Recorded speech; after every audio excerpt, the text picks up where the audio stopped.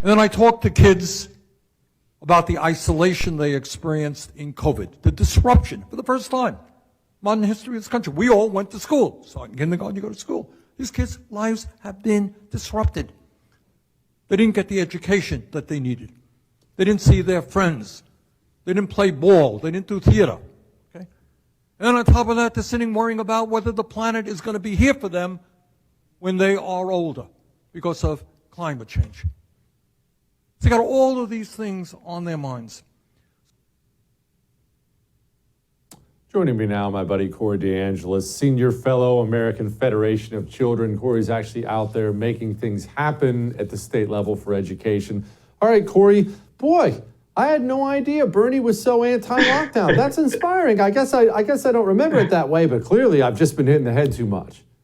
I mean, look, we're seeing this from the left all over the place. They're just gaslighting on the issue. He's at a teachers union conference with the NEA and the American Federation of Teachers, the two largest national teachers unions. And it's like, dude, read the room. The people that are sitting there, they were the ones that lobbied to keep the schools closed as long as possible. You had the AFT and the NEA explicitly lobby the CDC to make it more difficult to reopen the schools in person. And these unions held children's education hostage to secure multiple multi-billion-dollar ransom payments from the taxpayer, and it worked for them. They received over $190 billion in so-called COVID relief since March of 2020. But look, parents aren't dumb. They saw what happened over the past few years, and no amount of gaslighting is going to work on these parents who just want more of a say in their kids' education. And thankfully, the unions overplayed their hand, awakened a sleeping giant, and we're seeing a school choice revolution all across the country right now.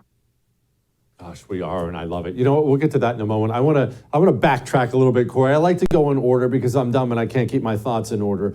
America's education system wasn't necessarily working the way it should have before COVID. Obviously, you and I are going to talk about COVID and the lockdowns and the insanity.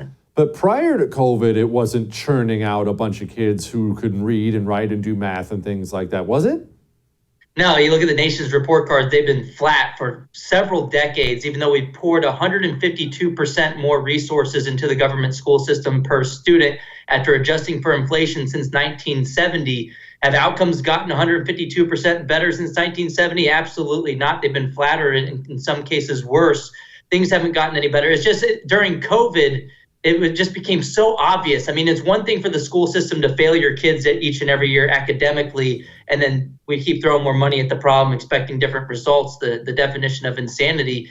But then the schools weren't even open for business, and they were still getting your $16,000 or so per student. And in fact, it was worse than that. They were able to keep their doors closed and say, we're failing because we don't have enough money. Give us, $4,000 or $5,000 more per student in the COVID relief.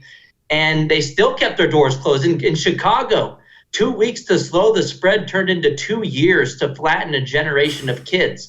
They were striking in 2022. They were tweeting that it was racist and sexist to reopen the schools. They thankfully deleted that tweet, but it was just nonstop hypocrisy and nonstop just doing whatever they could, theatrics, to keep the schools closed and not go back to work. It became obvious to so many people that this is a bunch of BS.